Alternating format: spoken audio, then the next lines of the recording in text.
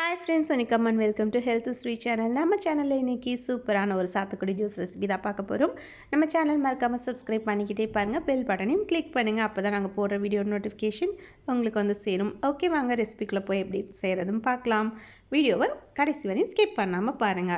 இந்த ஜூஸ் பண்றதுக்கு ஒரு handful of dates வந்து நான் தண்ணியில soak பண்ணி வைக்கிறேன். இந்த dates பதிலா வந்து நீங்க மெஜூல் dates கூட யூஸ் பண்ணலாம். அது இன்னுமே ஸ்வீட்டரா இருக்கும். இப்போ இது 1 மணி நேரம் வந்து சோக் ஆகட்டும். சோக் ஆனதுக்கப்புறமா நம்ம இது ஜூஸ் பண்ணுறதுக்கு 4-5 சாத்துக்குடி ஆரஞ்சஸ் வந்து எடுத்துக்கலாம்.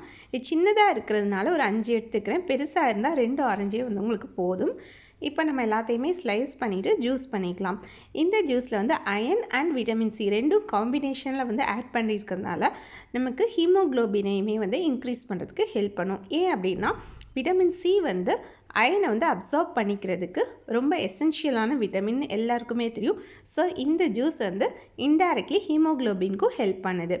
இப்போது நம்ம மிக்ஸி ஜாரில் வந்து ஊற வச்ச டேட்ஸை வந்து கட் பண்ணி ஆட் பண்ணிக்கிறோம். இதோட இந்த ஜூஸையும் கொஞ்சம் ஆட் பண்ணி நல்லா ஃபைன் பேஸ்ட்டாக அரைச்சி எடுத்துகிட்டு வந்துடலாம்.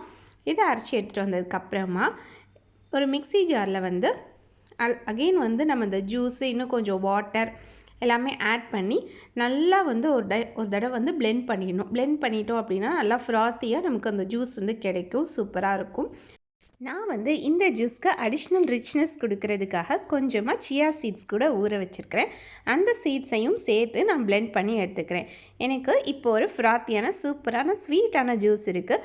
சுகரும் இல்லாமல் நம்ம ஸ்வீட்டான ஒரு ஜூஸ் ப்ரிப்பேர் பண்ணியாச்சு. இதில் வந்து நீங்கள் அடிஷ்னலாக உங்களுக்கு ஸ்வீட் தேவை அப்படின்னா தேன் ஆட் பண்ணலாம். அப்படி இல்லைன்னா நீங்கள் ஷர்பத் கொஞ்சம் ஆட் பண்ணலாம். இந்த மாதிரி அதுவுமே வந்து உங்களுக்கு டேஸ்டியாக இருக்கும். ஓகே ஃப்ரெண்ட்ஸ், இந்த வீடியோ பிடிச்சிருந்தா நம்ம சேனல் லைக் பண்ணி ஷேர் பண்ணி சப்ஸ்கிரைப் பண்ணுங்கள்.